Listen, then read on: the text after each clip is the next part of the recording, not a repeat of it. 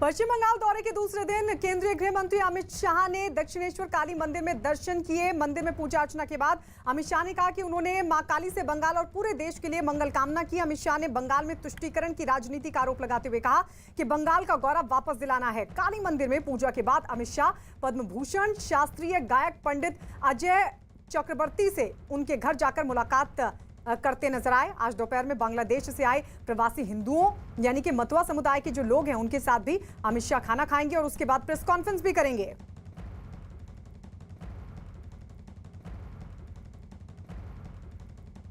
तो ये तस्वीर हम आपको दिखा रहे हैं। अमित शाह जो अब से थोड़ी देर पहले पद्म भूषण अजय चक्रवर्ती से मिलने के लिए पहुंचे थे। अमित शाह ने यहां कुछ देर उनसे मुलाकात की और उससे पहले दक्षिणेश्वर काली मंदिर में दर्शन करने के बाद मीडिया से मुखातिब हुए। तुष्टीकरण की राजनीति का आरोप ममता सरकार पर लगाया और साथ ही कहा कि बंगाल का गौरव वापस दिलाना है। इस सबके बीच ये तस्वीरें हम आपको उस वक्त की दिखा रहे हैं जब अजय चक्रवर्ती से उन्होंने मुलाकात की। और अब ये सीधी तस्वीरें, ये लाइव तस्वीरें हम आपको दिखा रहे हैं जहां कार्यकर्ताओं के साथ मुलाकात करेंगे और ये मीटिंग की तस्वीरें आपके सामने। तो 2 दिवसीय दौरा अमित शाह का और इस दूसरे दिन, दौरे के दूसरे दिन अमित शाह ने पहले दक्षिणेश्वर काली मंदिर में दर्शन किया, अजय चक्रवर्ती से मुलाकात की, कार्यकर्ताओं से मुलाकात करनी है अमित शाह को और मीटिंग की सीधी तस्वीरें हम आपको दिखा रहे हैं। इसके अलावा प्रेस कॉन्फ्रेंस को भी संबोधित करेंगे अमित शाह। तो वही मतुआ समुदाय जो कि बांग्लादेश से आए हिंदू शरणार्थी हैं उनके साथ भी मिलेंगे, उनकी समस्याओं को अमित शाह सुनेंगे।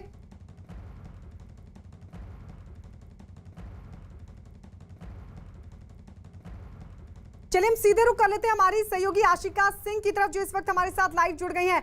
आशिका, क्या अपडेट वहां से? अभी अमित शाह कहां पर मौजूद हैं? देखिए, अब वो EZCC पहुंच चुके हैं जहां पर सांगठनिक बैठक जो है वो शुरू हो रही है और इसमें जो है चुनाव अगले जो है उसको लेकर क्या रणनीति है ये तय होगी।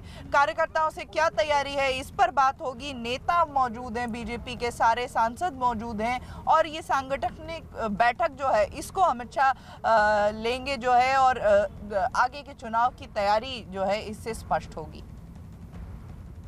तो आगे की तैयारी क्या रहेंगी चुनाव को लेकर, वो तैयारी स्पष्ट होगी। कार्यकर्ताओं से कल भी मिले थे। हम सीधे रुख कर लेते हैं, वरिष्ठ पत्रकार शेष नारायण हमारे साथ लगातार बने हुए हैं।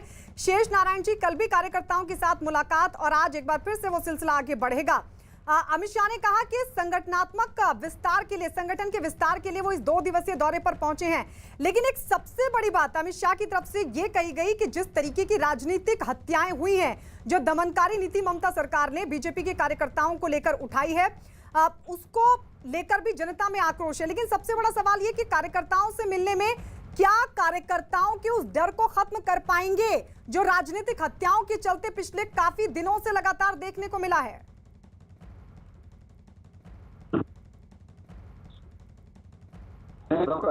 देखो, बंगाल की संस्कृति राजनीतिक जो पिक्चर है, एक वहाँ मुख्यमंत्री हुए थे सिद्धार्थ शंकर राय, तो उन्होंने उनके खिलाफ सबसे बड़ी खिलाफ पार्टी जो होती थी, कम्युनिस्ट पार्टी होती थी, उसको मारकाट का कल्चर उन्होंने शुरू किया था और ममता बनर्जी उसी कला में दक्ष हैं।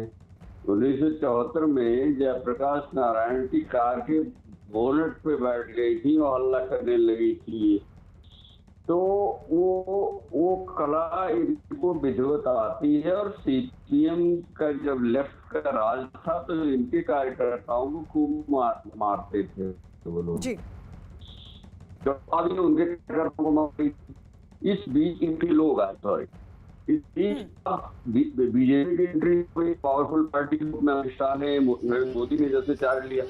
अब ये नरेंद्र मोदी बीजेपी के कार्यकर्ताओं को मारता है, बीजेपी के कार्यकर्ताओं को इतना मजबूत बना दिया है संगठन उन्हीं के यहाँ से लाके तमाम लोगों को, कि अब वो दोनों में काफी अच्छी मारपीट होती जी। शेषी लौट रहे हैं आपके पास, ये तस्वीरें जरा अपने दर्शकों को दिखा दें। अमित शाह अजय चक्रवर्ती के घर पर मौजूद, उनसे मुलाकात करते हुए और शास्त्रीय संगीत का ये कार्यक्रम जो उनके सामने प्रस्तुत किया गया है, स्वागत करते हुए अमित शाह का ये तस्वीरें भी आप देख रहे हैं। इसके पीछे भी बड़ा संदेश, बड़ा मकसद। बंगाल दौरे का ये दूसरा दिन है अमित शाह का। और कई महत्वपूर्ण कार्यक्रम। उन कार्यक्रमों का एक पड़ाव यह भी है जहां पंडित अजय चक्रवर्ती से मुलाकात कर रहे हैं अमित शाह। तमाम लोग वहां पर मौजूद हैं। शास्त्रीय संगीत का कार्यक्रम भी चल रहा है। और अब ये तस्वीरें देखिए, ये कुछ देर पहले की तस्वीरें उस वक्त की जब दक्षिणेश्वर काली मंदिर पहुंचे थे अमित शाह और उन्होंने दर्शन किए थे और उसके बाद सीधे अजय चक्रवर्ती के घर पर, जहां उनसे वो मिल रहे हैं, बातचीत कर रहे हैं और उनके लिए खास, उनके स्वागत के लिए खास इंतजाम भी, शास्त्रीय संगीत का जो कार्यक्रम है वो भी उनके सामने प्रस्तुत किया गया। और अब इस तरीके से उनको सम्मानित करते हुए गृह मंत्री अमित शाह, ये देखिए शॉल उड़ाकर भी अमित शाह को सम्मानित किया गया। पद्म भूषण पंडित अजय चक्रवर्ती से मिलने के लिए देश के गृह मंत्री अमित शाह पहुंचे हैं। चुनावों के मद्देनजर ये 2 दिवसीय दौरा, संगठन का विस्तार का जिक्र उन्होंने किया कि संगठन का विस्तार और चुनाव को लेकर ये जो दौरा है बेहद महत्वपूर्ण माना जा रहा है। अगले साल चुनाव होने हैं पश्चिम बंगाल में, लेकिन लगातार बीजेपी कई मुद्दों को लेकर ममता सरकार को घेरती रही है। और अब जिस तरीके से 2 दिवसीय दौरा अमित शाह का पश्चिम बंगाल में और पश्चिम बंगाल की धरती पर कदम रखने के बाद जो वो बांकुड़ा पहुंचे तो वहीं से उन्होंने जीत की हुंकार भरी और इसी से आगाज हो गया प्रचार का भी। चुनाव प्रचार का आगाज भी इसे माना जा रहा है। जिस तरीके से अमित शाह ने जीत की हुंकार भरी, कई मुद्दों के जरिए ममता सरकार पर जोरदार हमला किया। हालांकि पलटवार वहां से भी आया। ममता बनर्जी ने कहा कि तमाम बातों को तो कह रहे हैं बीजेपी और गृह मंत्री, लेकिन आलू और प्याज के दाम क्यों बढ़ रहे हैं, इस पर भी जवाब दें। 2 तस्वीरें हम आपको दिखा रहे हैं। ये देखिए, अजय चक्रवर्ती से मिलने के लिए इस वक्त उनके घर पर मौजूद हैं अमित शाह और शास्त्रीय संगीत कार्यक्रम का लुत्फ उठा रहे हैं इस वक्त, क्योंकि शास्त्रीय संगीत का कार्यक्रम उनके मौजूदगी में उनके स्वागत के तौर पर यह प्रस्तुत किया गया है।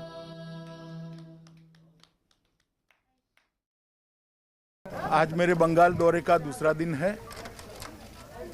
आज के दिन की शुरुआत समग्र भारतवर्ष की चेतना स्थली, जहां से कई लोगों ने ऊर्जा प्राप्त करी, ऐसे दक्षिणेश्वर मां काली के मंदिर से की है। मैं कई बार दक्षिणेश्वर आया हूं। जब भी आया यहां से ऊर्जा और चेतना प्राप्त कर कर वापिस गया हूं।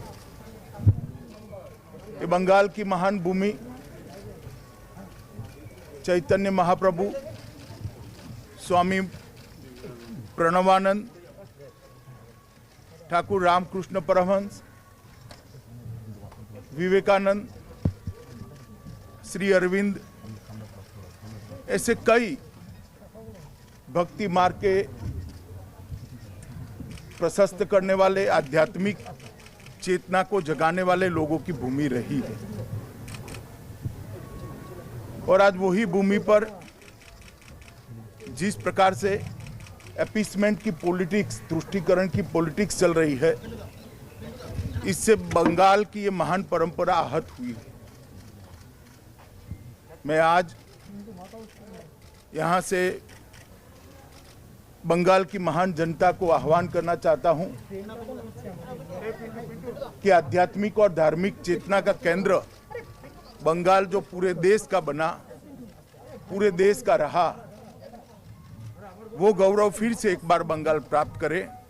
इसलिए आप सब एकमुश्त होकर, जागरूक होकर अपने अपने दायित्व का निर्वहन करिए। आज मां काली से समस्त बंगाल की और देश की जनता की मंगल कामना मैंने की है।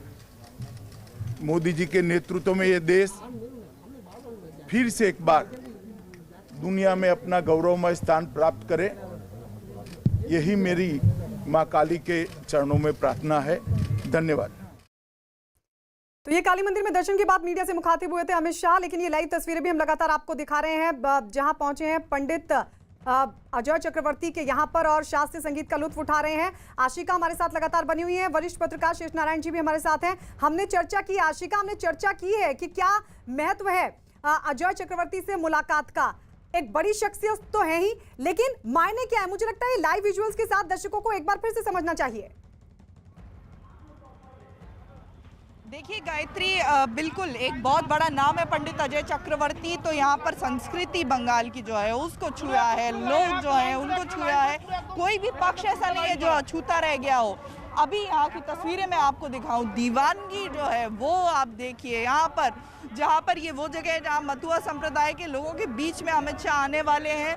लोगों का हुजूम अभी से यहाँ पर जो है उमड़ रहा है, नारे लगा रहे हैं लोग, हाथों में जो है झंडे लेकर के, और यहाँ पर आप देख सकते हैं जय श्री राम के नारे अभी से लगने लगे हैं।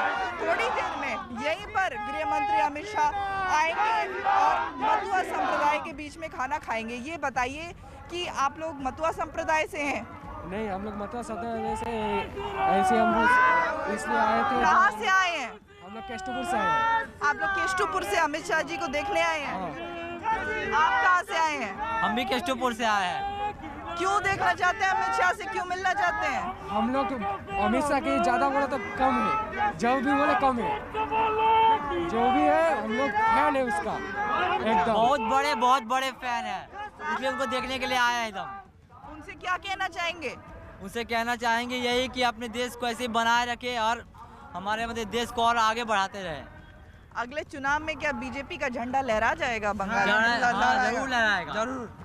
तो ये लोग जो हैं, ये जो युवा पीढ़ी है, इसका उत्साह देखिए गायत्री। ये बीजेपी का लगातार झंडा ये कह रहा है आशिका, कि ये क्या फैन कार्यकर्ता है क्या बीजेपी की? जरा इनसे पूछिए। आप लोग सब बीजेपी के कार्यकर्ता ही हैं ना? हाँ। तो अमित शाह जी को देखना ही एकमात्र मुद्दा है कि उनसे कुछ कहना भी है, कोई संदेश भी है? कहना तो ये है कि ऐसे हमारे देश में मतलब कि ऐसे ही करप्शन ज़्यादा है, वैसे हमेशा मेंटेन करके रखे हमारे देश को। तो ये बीजेपी के कार्यकर्ता या फिर और जो साधारण लोग हैं, उनका भी हुजूम यहाँ पर उमड़ने लगा है और कई 100 की संख्या में यहाँ पर लोग अभी से मौजूद हैं। इनका ये कहना है कि अमित शाह के फैन है और सिर्फ एक झलक पाने के लिए घंटों पहले से यहाँ पर आकर खड़े मथुआ हैं। समुदाय के लोगों से मिलेंगे, वहां आप मौजूद है आशिका, उस पर भी हम आपसे समझेंगे। शेष नारायण जी भी हमारे साथ लगातार बने हुए हैं, क्योंकि उन्हीं कार्यकर्ताओं के उत्साह का जिक्र हम कर रहे थे, उसी पर समझेंगे। लेकिन बता दें अपने दर्शकों को कि पश्चिम बंगाल दौरे के दूसरे दिन केंद्रीय गृह मंत्री अमित शाह ने दक्षिणेश्वर काली मंदिर में दर्शन किए। मंदिर में पूजा अर्चना करने के बाद अमित शाह ने कहा कि उन्होंने मां काली से बंगाल और पूरे देश के लिए मंगल कामना की। अमित शाह ने बंगाल में तुष्टीकरण की राजनीति का आरोप लगाते हुए कहा कि बंगाल का गौरव वापस दिलाना है। काली मंदिर में पूजा के बाद अमित शाह पद्म भूषण शास्त्रीय गायक पंडित अजय चक्रवर्ती से उनके घर जाकर मुलाकात करते नजर आए। दोपहर में बांग्लादेश से आए जो प्रवासी हिंदू हैं, यानी कि मथुआ समुदाय के लोग, उनके साथ अमित शाह खाना खाएंगे और उसके बाद एक प्रेस कॉन्फ्रेंस को भी संबोधित करेंगे।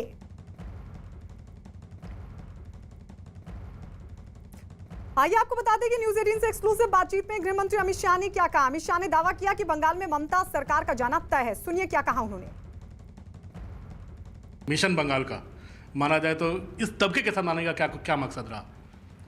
देखिए, बंगाल के पूरे परिप्रेक्ष्य में सबसे पिछड़ा हुआ, सबसे वंचित तबका है और जहां अभी विकास पहुंचना बाकी है, ऐसे लोग। बंगाल में मैं 5 साल से नियमित रूप से आता हूं। देश भर में गरीबों के लिए प्रधानमंत्री जी ने जो योजनाएं भेजी हैं, चाहे सबको घर देना हो, सबको बिजली देनी हो, शौचालय देना हो, बैंक अकाउंट देना हो, 5 लाख तक की स्वास्थ्य सुविधाएं देनी हो, सस्ता अनाज देना हो, गैस देना हो, तो जिसमें डायरेक्ट बेनिफिशियरी ट्रांसफ़र हो सकता है, वो योजनाएं तो अच्छी चली। या तो जैसे गैस की योजना, भारत सरकार की एजेंसियां ही गैस का सिलेंडर पहुंचाती है, मगर जहां राज्य सरकार का रोल आता था वहां पर बहुत गोताही यहाँ दिखी गई है। जैसे देश भर के किसानों को अब तक 2 साल में 95,000 करोड़ रुपया उनके बैंक अकाउंट में पहुंच चुका है, हर साल 6,000 के हिसाब से। अब बंगाल के किसानों को पैसा नहीं मिल रहा। मेरी समझ में नहीं आया बंगाल के किसानों का दोष क्या है। जैसे देश भर के गरीब को उनके परिवार में कोई भी बीमारी आती है, बड़ी बीमारी आती है, तो 5 लाख तक का पूरा खर्चा भारत सरकार उठाती है। बंगाल के गरीब को ये फायदा नहीं मिला, क्योंकि यहाँ की मुख्यमंत्री के मन में डर है कि इससे मोदी जी पॉपुलर हो जाएंगे। तो यह क्षेत्र वो क्षेत्र है जहाँ पर अभी विकास पहुँचना जरूरी है। वैसे तो आज मैं भारतीय जनता पार्टी के संगठनात्मक रिव्यू के लिए और संगठनात्मक विस्तार के लिए यहाँ पर आया था, परंतु रोड पर आते जाते जिस प्रकार की भीड़ और जिस प्रकार का लोगों का प्यार दिखा है, 2 चीज़ें स्पष्ट हो जाती हैं कि लोगों के मन में ममता जी के प्रति बड़ा गुस्सा है और लोग यही आस लगाकर बैठे हैं कब चुनाव आए, कब परिवर्तन करे और कब मोदी जी के साथ हमारा तार सीधा जुड़ जाए। अमित शाह के बयान पर पश्चिम बंगाल की मुख्यमंत्री ममता बनर्जी ने पलटवार किया और उन्होंने कहा कि अमित शाह ममता सरकार को उखाड़ फेंकने की बात कर रहे हैं, लेकिन आलू और प्याज के बढ़े दामों को कौन देखेगा। ममता ने दावा किया कि वो इस मामले में पीएम को चिट्ठी लिखकर आलू प्याज का कंट्रोल राज्यों को देने या फिर उनके दाम कम करने की मांग करेंगी। ममता ने बीजेपी पर हमला बोलते हुए कहा कि कई लोग महामारी कानून को नहीं मान रहे हैं और बिना इजाजत के रैली कर रहे हैं। तो आलू का भाव इतना बढ़ा, कौन उकड़ेगा आप लोगों को? प्याज का भाव इतना बढ़ा, कौन देखेगा? एसेंशियल कमोडिटीज एक्ट लेके बैठे हो तो आपको दिखना है कि पब्लिक आलू को इतना भाव होने से पब्लिक क्या खाएगा? चावल का साथ आलू भी थोड़ा खाएगा तो कैसे खाएगा? चावल आलू नहीं मिलेगा, प्याज नहीं मिलेगा, मार्केट में चावल नहीं मिलेगा, তো কোন কিসকো ফেকেগা? আমাদের রিকোয়েস্ট হচ্ছে, আমরা আজকে এই রিভিউ মিটিং থেকে আমি একটা চিঠি দেবো ভেবেছি। আমি চিফ সেক্রেটারিকে অনুরোধ করবো এগ্রিকালচার মার্কেটিং এর সাথে কথা বলে আমার নামে একটা প্রাইম মিনিস্টারের কাছে চিঠি যাবে। तो ये बड़ा हमला ममता बनर्जी की तरफ से अमित शाह पर, केंद्र सरकार पर। शेष नारायण जी हमारे साथ लगातार बने हुए हैं। आशिका भी कार्यकर्ताओं से बात कर रही थी, वो उत्साह दिखाई दे रहा था अमित शाह के वहां पर पहुंचने के बाद, लेकिन जो राजनीतिक हत्याएं शेष जी हुई हैं उसी पर मैं आपसे समझना चाहूंगी। कहीं ना कहीं कार्यकर्ताओं के मनोबल पर असर पड़ा होगा, लेकिन आपको लगता है कि अब वो डर जो कार्यकर्ताओं में देखने को मिल रहा था, क्योंकि चुनाव में कार्यकर्ता ही उतरेंगे, रीढ़ की हड्डी होते हैं किसी भी संगठन के लिए, ऐसे में कार्यकर्ताओं में क्या वो उत्साह वापस आ पाएगा? का जवाब मैं तस्वीरें दिखाकर करना चाहूंगी। यहाँ तस्वीरें आशिका लौटेंगे आपके पास। शेष जी आपसे ये सवाल, ये कितनी बड़ी चुनौती कार्यकर्ताओं का उत्साह वापस लाने में?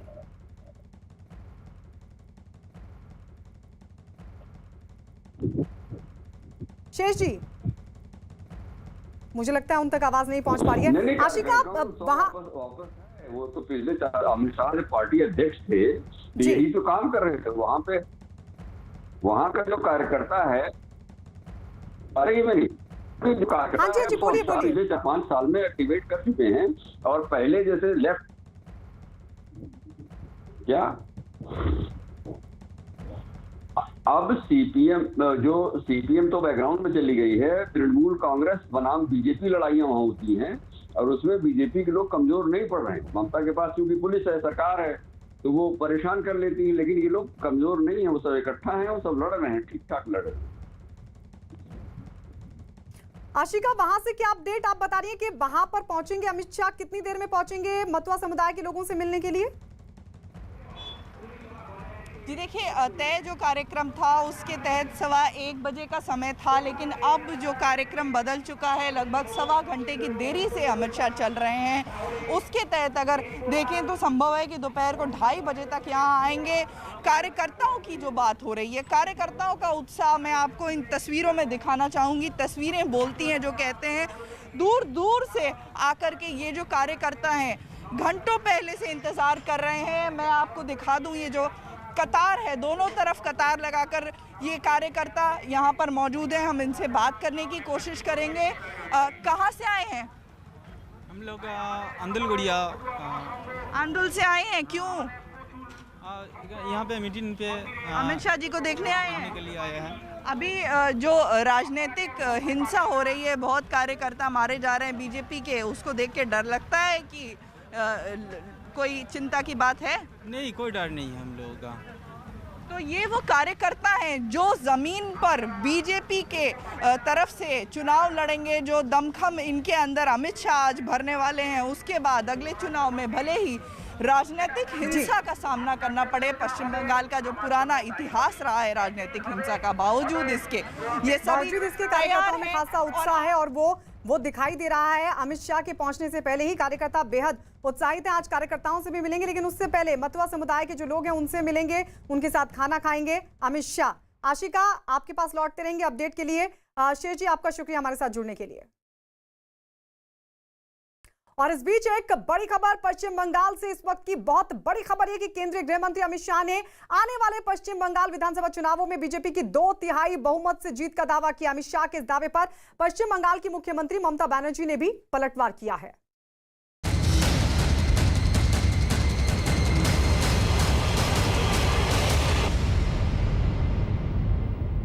ममता के गढ़ में अमित शाह की हुंकार, विधानसभा चुनाव में सरकार बनाने का दावा, सत्ता परिवर्तन की ओर पश्चिम बंगाल में ममता के खिलाफ आक्रोश। कि लोगों के मन में ममता जी के प्रति बड़ा गुस्सा है और लोग यही आस लगाकर बैठे हैं कब चुनाव आए, कब परिवर्तन करे और कब मोदी जी के साथ हमारा तार सीधा जुड़ जाए। पश्चिम बंगाल में अगले साल होने वाले विधानसभा चुनाव को लेकर सियासी सरगर्मियां जोर पकड़ चुकी हैं। इसी कड़ी में केंद्रीय गृह मंत्री अमित शाह ने पश्चिम बंगाल की मौजूदा सरकार को लेकर बड़ा दावा किया है। अमित शाह ने ममता बनर्जी पर हमला बोलते हुए कहा कि आने वाले विधानसभा चुनाव को लेकर जनता का जो मूड दिखाई दे रहा है वो ममता सरकार को सत्ता से बेदखल करने वाला है। इतना ही नहीं, अमित शाह ने ये भी दावा किया कि जनता अब पश्चिम बंगाल में परिवर्तन का मन बना चुकी है। मिशन बंगाल का माना जाए तो इस तबके के साथ मानने का क्या मकसद रहा? देखिए, बंगाल के पूरे परिप्रेक्ष्य में सबसे पिछड़ा हुआ, सबसे वंचित तबका है और जहां अभी विकास पहुंचना बाकी है ऐसे लोग। बंगाल में मैं 5 साल से नियमित रूप से आता हूं।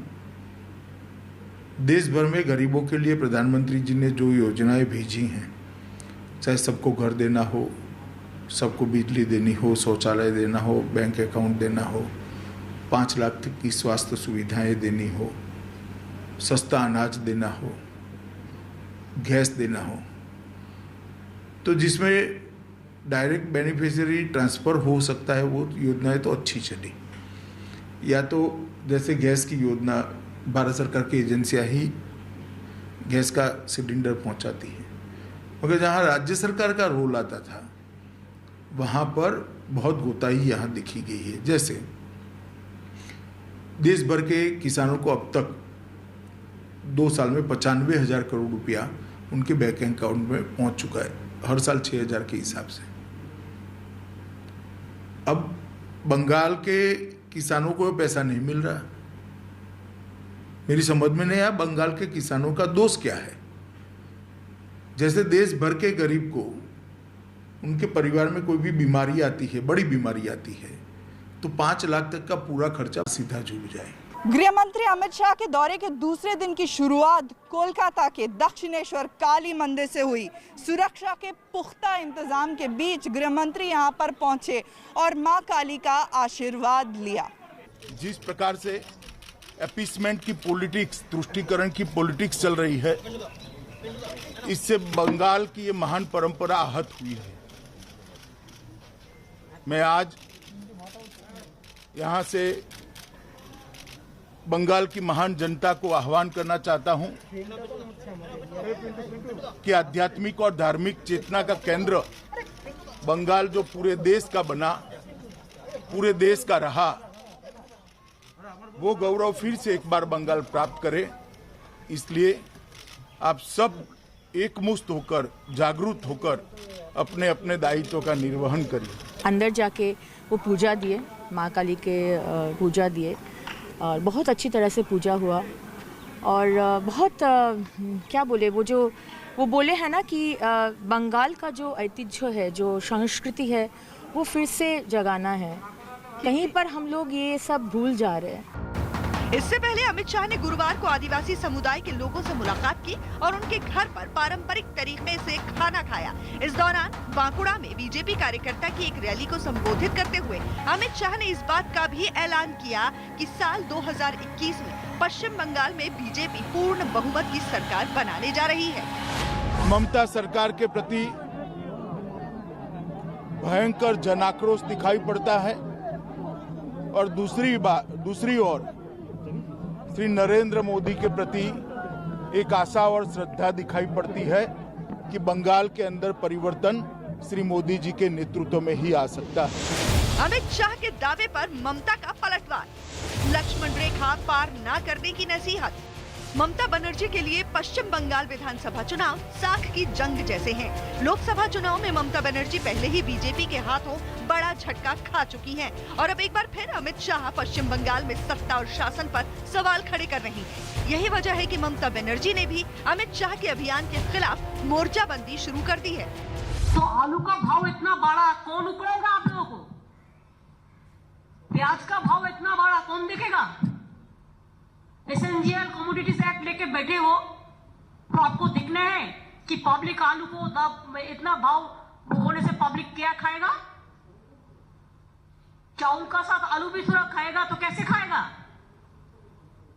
आलू नहीं मिलेगा, प्याज नहीं मिलेगा, मार्केट में चावल नहीं मिलेगा तो कौन किसको फेंकेगा? আমাদের রিকোয়েস্ট হচ্ছে, আমরা আজকে এই রিভিউ মিটিং থেকে আমি একটা চিঠি দেবো ভেবেছি।